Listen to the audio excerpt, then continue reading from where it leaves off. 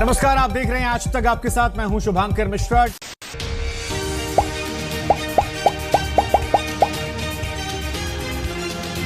जी हां, वहीं पहुंच गए जहां से शुरुआत हुई थी।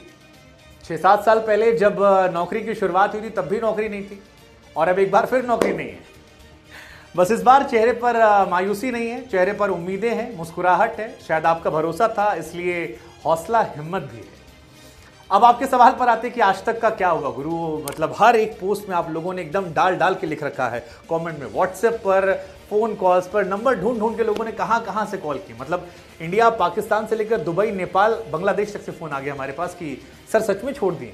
मतलब छोड़े तो हुआ क्या था, बता तो दीजिए कम से कम, हम साथ हैं। कई लोग हौसला अफजाई कर रहे थे, सर कोई टेंशन मत लीजिएगा, हम लोग हैं ना।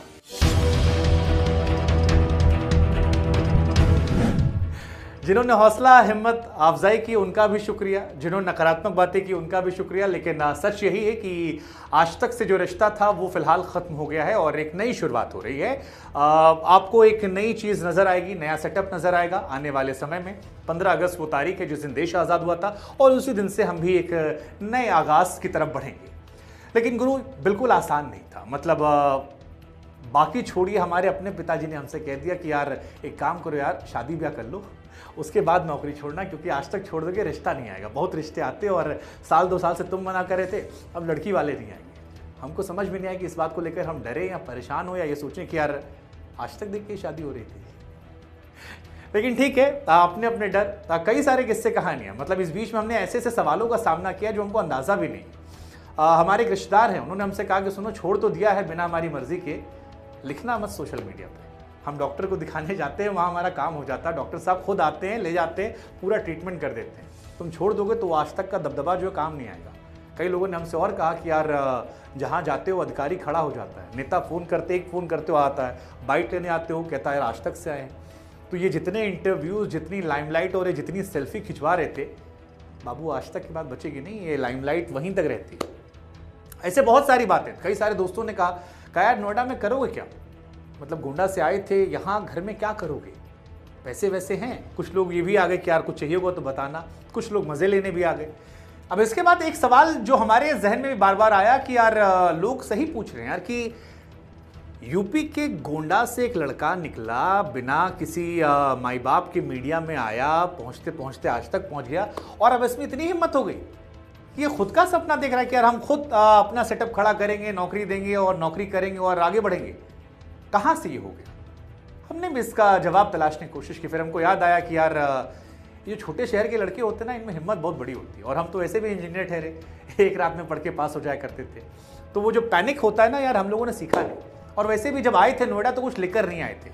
10,000 रुपया पापा से लेते थे, एक कमरा लिया था, उसी में वॉशरूम था, उसी में छोटा सा किनारे किचन था, 3-4 हज़ार रुपये जाते थे रहने के। ऑफिस के बगल में रूम ले रखा था, पैदल जाते थे, पैदल आते थे, 4-5 हज़ार खाने में और उसमें भी 2-3 हज़ार बचा के हफ्ते में एक पिक्चर देख लिया करते थे। तो जब 10,000 में गुजारा हो गया तो फिर हमको लगा कि अब जिसकी ज़रूरतें कम होती हैं उसके लिए राहें आसान हैं।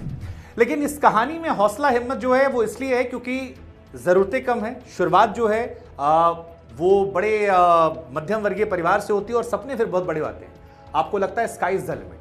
और फिर पिताजी के साथ मुझे वो अपनी कॉन्वर्सेशन ज़रूर हमेशा याद रहती है जहाँ पर उनसे मैंने कहा था कि बीटेक के बाद जाना है और पापा कह रहे थे कि यार 10 लाख रुपया लगाया है बीटेक पे हमने, बर्बाद मत करो, अपने लड़कों पे कर लेना। हमने कहा भरोसा तो रखिए। नहीं मान रहे थे, क्या यार ये फिल्मी बातें जो है ना ये सब लड़के आजकल के करते हैं। हमने कहा अरे ठीक है करते होंगे, आपकी औलाद हम हैं, एक बार भरोसा दीजिए। नहीं मानेंगे तो जहाँ बोलेंगे सब कर लेंगे, शादी ब्याह सब कुछ कर लेंगे। और पहली बार उनको साबित किया, थोड़ा विश्वास किया। इस बार भी सबसे ज़्यादा वही डगमगाए थे, लेकिन इस बार भी हम लोगों ने कहा कि पिछली बार भी आपको गलत साबित किया था, आप ही को खुशी होगी कि हम गलत साबित करो, वो भी काफ़ी खुश हैं। लेकिन ये शुरुआत इतनी आसान नहीं रही, क्योंकि आप जब टीवी की दुनिया में आते हैं एक नई दुनिया से तो आपके सपने बड़े होते हैं। और मैं अभी भी मानता हूं कि टीवी इंडस्ट्री एक बहुत ही कॉम्पिटिटिव इंडस्ट्री है। जिन लोगों को हमने 10-15 साल पहले देखा था जब हम इतने थे, आज भी वो वहीं पर मौजूद हैं और अगले 5 साल भी वो वहाँ रहने वाले हैं। लेकिन यहाँ पर आना और यहाँ पर अपनी जगह बनाना का सिर्फ एक फॉर्मूला था कि लगे रहो, जमे रहो, डटे रहो, दुनिया चाहे ना चाहे सराखों पर बैठा लेगी। लेकिन वो हमने किया और जब ये किया तो हमको ये एहसास हुआ कि और बहुत कुछ हम कर सकते हैं। और उस बहुत कुछ को करने के लिए ही जब इंडिया न्यूज़ में हमने शुरुआत की जहाँ पर दिल्ली अगर आप कभी आए हो, आप में से लोग नोएडा दिल्ली आए हो, तो यहाँ 2 तरह की बसें चलती हैं। एक हरी बस चलती है, एक लाल बस चलती है। लाल वाली बस में ये जो पसीना आ रहा है वो आता नहीं क्योंकि एसी चलता है, और हरी वाली बस का टिकट 10 रुपया कम होता है, लेकिन उसमें खिड़की होती है। उस बस में लटक कर जाया करते थे नोएडा से दिल्ली।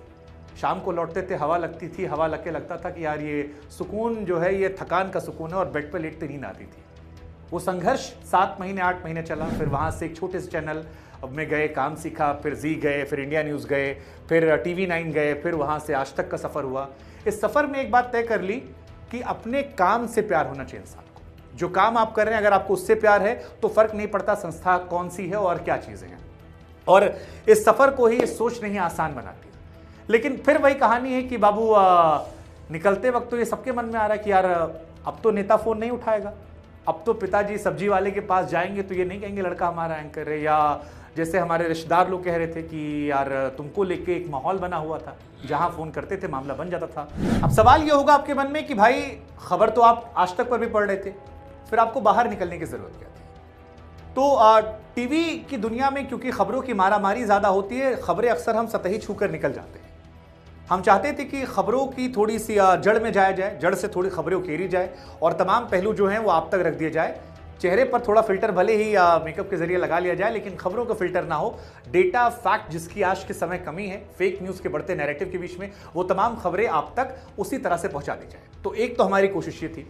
दूसरा, व्यक्तिगत तौर पर आप जानते हैं, आप में से जो लोग सुनते हैं मुझे, कि मुझे किस्से कहानियां सुनाने का बड़ा शौक है। मैं अक्सर आप लोगों को किस्से कहानियों को सुनाता रहता हूं। तो हमें लगा कि यार जिनकी कहानियां हम सुनाते हैं, क्यों ना उन्हें अपने दफ्तर में बुला लें और क्यों ना उनके साथ बैठकर वो किस्से कहानियां सुनाएं जो आप सुनना चाहते हैं, और आपके सवालों को लेकर हम उनसे सवाल करें।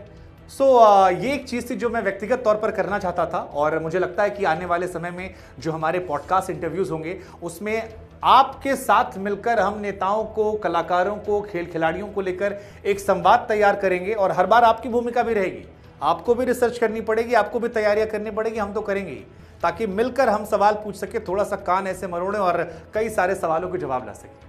इसके अलावा बहुत कुछ और भी है स्पोर्ट्स को लेकर, क्योंकि स्पोर्ट्स हम जानते हैं कि इंडिया में 3 चीज़ें हैं जो हर घर घर में चलती हैं। एक सियासत, दूसरा बॉलीवुड, तीसरा खेल, और इन तीनों को लेकर भी हमारी प्राथमिकताएं हैं।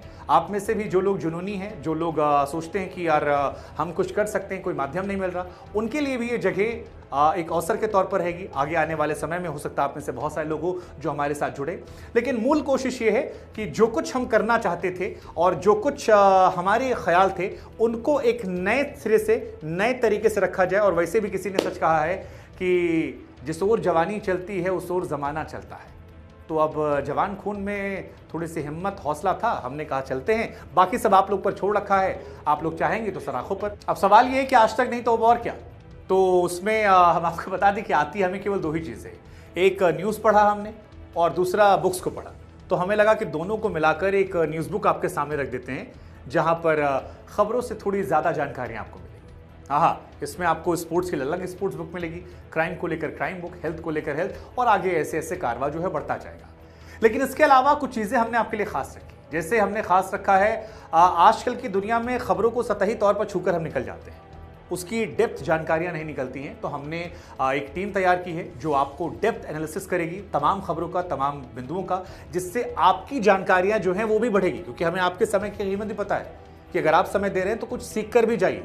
तो वैसी डेप्थ एनालिसिस वाली जानकारियां फेक न्यूज़ के दौर में आपको मिलेंगी, जिससे कोई आपको बताए कि ये नहीं ऐसा, तो आप कहेंगे नहीं ऐसा नहीं, ये डेटा ये ऐसा था। किस्से कहानियां हमने आपको खूब सुनाए हैं, लेकिन किस्से कहानियां अब तक हम सुनाते थे। अब जिनके किस्से कहानियां सुना रहे हैं उनको पॉडकास्ट इंटरव्यूज के माध्यम से आपके सामने हम ले जाएंगे। तो वो बड़ा दिलचस्प रहने वाला, उसको लेके बड़ा एक्साइटेड हूं। उसके लिए आप भी तैयार हो जाइए, क्योंकि मेहनत सवालों में आपको भी करनी है और बहुत कुछ है, धीरे धीरे आपको बताते रहेंगे। अब सवाल ये है कि इसमें आपकी भूमिका क्या रहने वाली है। तो देखिए जी, आपकी भूमिका इसमें बहुत महत्वपूर्ण रहने वाली है, क्योंकि ये हमारा जो लगभग 1 करोड़ का परिवार है, तकरीबन 50 लाख इंस्टाग्राम पर, 30 लाख फेसबुक पर, 1 लाख 10 लाख यूट्यूब पर, और ऐसे ही ट्विटर वगैरह वगैरह पर, ये आपकी वजह से हुआ है। नहीं तो गोंडा से आए एक मध्यम वर्गीय परिवार के एक लड़के को, जिसके उसको क्लास में लोग नहीं पहचानते थे, आज देश के तमाम हिस्सों में, देश से बाहर भी लोग पहचान रहे हैं। तो इसमें भूमिका आपकी है। और इसके लिए मैं आपका शुक्रगुजार भी हूं, क्योंकि आप अपना समय निकालते हैं, हम आपके मैसेजेस का रिप्लाई नहीं कर पाते हैं, आपके पोस्ट पर चाहकर भी सबको जवाब नहीं दे पाते हैं, लेकिन इसके बावजूद निरंतर आप जुड़े रहते हैं। आप में से कई लोग कहते हैं सुबह उठते हैं पहला वीडियो आपका देखते हैं। सो ये जो प्यार, ये जो आभार, ये जो भरोसा है, इसके लिए हम तहे दिल से आपके शुक्रगुजार हैं, आपका शुक्रिया अदा करते हैं और आपसे ये गुजारिश करते हैं। गुजारिश ये है कि अभी नई शुरुआत है और नए शुरुआत में जो पिंडदान होता है वो सबको करना होता है, तो हम चाहते हैं कि शुरुआत में आप हमारी मदद करें। आपकी मदद हमारे हौसले को बढ़ाएगी और ये हौसला बरकरार रखना ज़रूरी है। नहीं भी करते हैं जो लोग, कोई बात नहीं, प्रार्थना कीजिएगा अपने अपने ईश्वर, खुदा, अल्लाह, वाहे गुरु, जिससे भी आप करते हैं, कि हम ईमानदार बने रहें। ये ईमानदारी बनी रहेगी और ये सौम्यता, ये आप लोगों के टुवर्ड हमारा झुकाव, ये लगाव बना रहेगा, तो हम मानते हैं कि सब अच्छा होगा। आशीर्वाद बनाए रखिएगा।